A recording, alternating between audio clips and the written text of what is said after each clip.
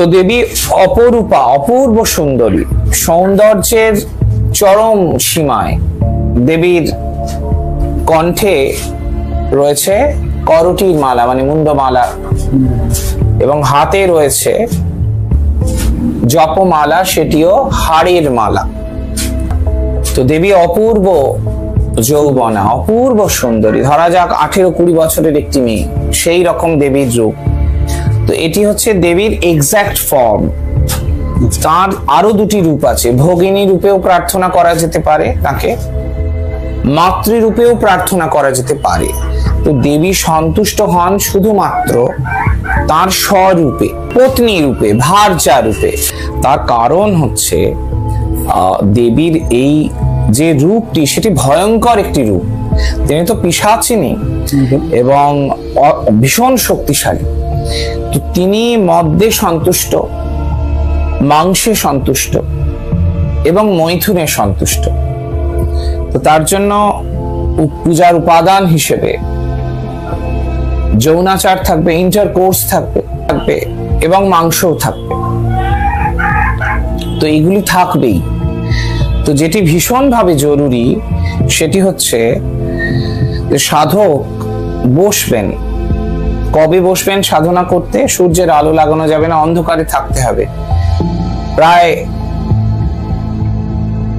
13 দিন একটানা সূর্যে অন্ধকারে তাকে থাকতে হবে। একটা মানুষ যতটা নোংরা হয়ে থাকতে পারে ততটাই নোংরা হয়ে থাকতে হবে। এখানেই মল ত্যাগ করবে, এখানেই মূত্র ত্যাগ করবে।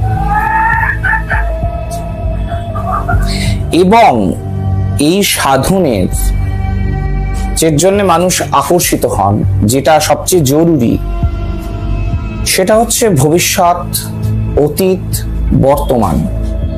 অনেকে বলেন যে ভবিষ্যৎ বলতে পারে না, এটি কিন্তু ঠিক নয়। যখন সিদ্ধাই অর্জন করবেন, তার সামনে যেই দাঁড়াবেন, দেবী তার কানে কানে এসে বলে দেবেন এই মানুষটি এরকম, এর অতীত এরকম, এই করতে চলেছে।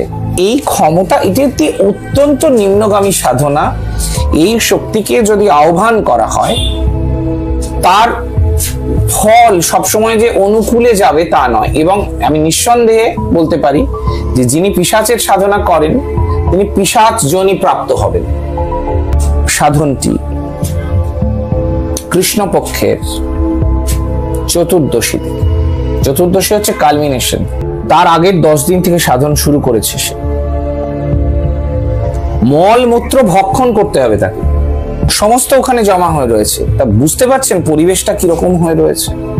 এবং দেবী যখন আসবেন, তিনি জিজ্ঞেস করবেন যে আপনি কি রূপে আসতে চান। তখন দেবী যখন আবির্ভূতা হবেন, যদি খুব ইন্টেলিজেন্ট সাধক হয়, সে মাতৃরূপের কথা বলবে, ভগিনী রূপের কথা বলবে। আর সে যদি খুব ক্ষমতালোভী হয়, তাহলে সে ওই ভার্যা অর্থাৎ পত্নী রূপের। দেবী সবচেয়ে খুশি হন ওই পত্নী রূপটি থাকলে। পত্নী ভার্যা মানে পত্নী রূপে যদি কেউ চান, তো স্বাভাবিকভাবে বিয়ের পর যেটি সবচেয়ে জরুরি সেটি হচ্ছে যৌনাচার বা সেক্সুয়াল ইন্টারকোর্স। তো সাধক তো এইভাবে বসবেন, পদ্মাসনেই বসবেন। তো সেই সময় দেবী যখন আবির্ভূত হবেন, সাধকের লিঙ্গটি উত্তঙ্গ অবস্থায় থাকবে, উত্তেজনা বোধ করবেন এবং তার উপর দেবী এসে বসবেন। এই সন্তুষ্টি হচ্ছে অপটিমাম সন্তুষ্টি। এই সন্তুষ্টি দেবী, তিনি তৃপ্তা হবেন এবং তিনি আশীর্বাদ প্রদান করবেন। তো পিশাচের আশীর্বাদ কিরকম? ভয়ঙ্কর। তার ওই বিশেষ ক্ষমতাটি থাকবে। ওই ক্ষমতাটি প্রাপ্ত হওয়ার জন্যই মানুষ লোভবশত।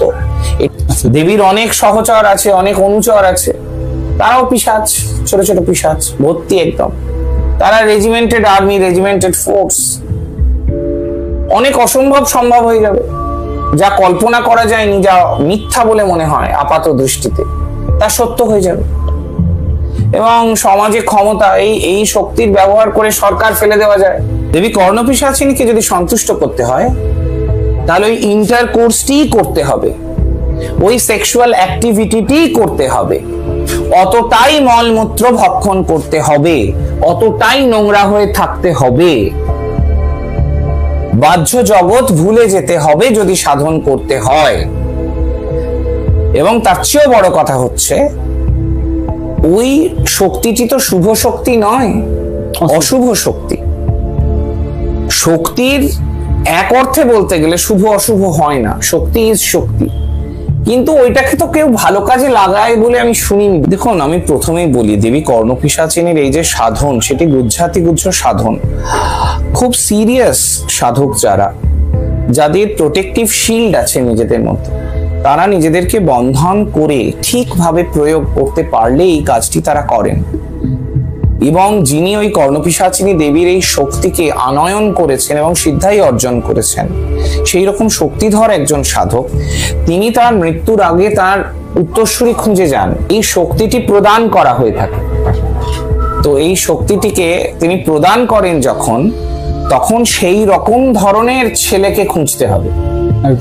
সেই রকম যে অবিবাহিত, যার কৌমার্য আছে, যে মানে ভীষণ শক্তিশালী আর কি, মানে যৌনতার দিকেও তাকে শক্তিশালী হতে হবে, সেক্সুয়ালিটির দিক থেকে খুব পোটেনশিয়াল হতে হবে, খুব পোটেন্ট হতে হবে। পোটেন্ট না হলে তার পক্ষে দেবীকে স্যাটিসফাই করা সম্ভব নয়। যৌনাচার, এই যৌনাচারটি হবে একেবারে চমকপ্রদ। এই যে সেক্সুয়াল অ্যারাউজাল, অনেকে যৌনাচারকে খারাপ চোখে দেখেন।